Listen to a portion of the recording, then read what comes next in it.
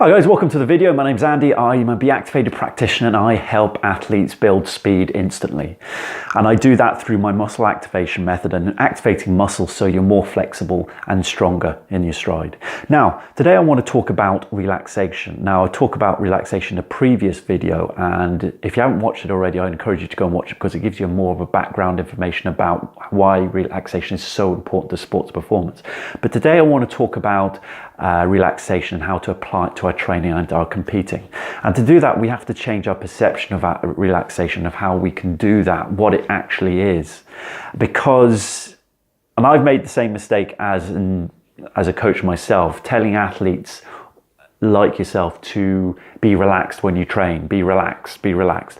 But relaxation is a state of mind. It's not something you can add on to your training.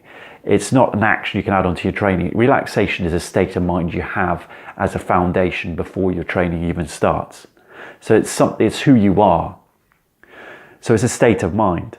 And the best way I can demonstrate that is probably through if you're watching the 100 meters, 200 meters of major championships and you're watching the heats, you'll always see the favorites for the medals run through these heats really relaxed. They're certain, they're so confident of their ability against everybody else that they know they're going to qualify. So they are relaxed. So before the race even starts, they know they're certain of that they're going to actually perform well and get through the rounds.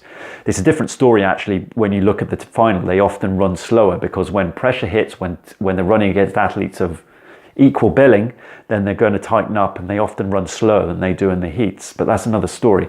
But point is, they had that relaxation before they even started getting in the blocks. And that's what you need to put into your training as well. It needs to be there before you even start training. And to do that, you need to actually, relaxation it's a habit, not a byproduct of hard work. I mentioned this in the previous video because you need to train it. You need to put some time into how you feel, because relaxation is how you feel, and how you feel is crucial to how you perform. A lot of people don't say that. A lot of coaches don't say that, but how you feel is crucial to how you perform. And if you feel bad, you're more likely going to hamper your chances of performing well. So there's three ways of actually introducing relaxation into your day. Okay, number one is breathing, and I talk about breathing in a previous video. So you need to learn how to breathe properly, and most people don't. So I would encourage you to go and check that video to make sure you know how to breathe properly, because breathing brings about a parasympathetic state. It's the most basic skill, and it is a skill now. It's a basic fundamental skill that humans have to survive and to perform.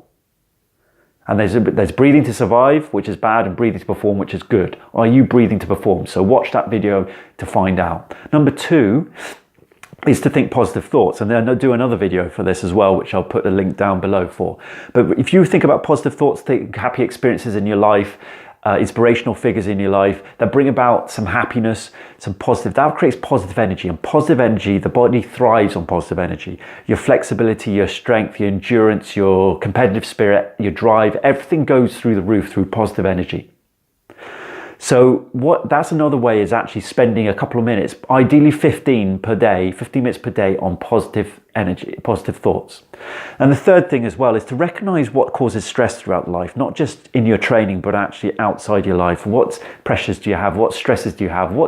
Recognize where you get stressed and what thought patterns cause you to get stressed. And this takes a bit of practice. This takes a lot of time and effort to do it, because you have to fine tune and filter out the thoughts that are actually good for you and thoughts that are bad for you.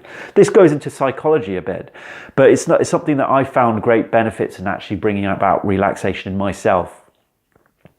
So you need to recognize what is hampering your performance inside your sport, and that a lot of that stuff can happen outside your sport. It's the stresses we have in your life, the pressures, and we cannot change the stresses and pressures that we have, or we cannot change those challenges that we have in our life, but we can change our response to them.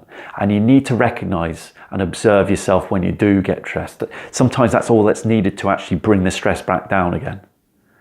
So there's three ways to actually bring about relaxation. Once you prioritize it in your life, you're more likely to be relaxed more throughout the day. And that is going to make your performance boost in training and more importantly when competing. And when you've got the habit of relaxation in your day, you're more than likely, when the pressure hits in those most major competitions, that you're going to be able to bring about relaxation during those times, because it's become a habit. Hope that video was helpful. If you liked it, please like it. If you can share it, I'd appreciate it. And if you've got any comments to make, I'd love to hear about them, whether you agree or disagree, or any experiences you've had from being relaxed or being in the flow when you compete, when you really feel good, when everything felt good. I'd love to hear about experiences about that. But for now,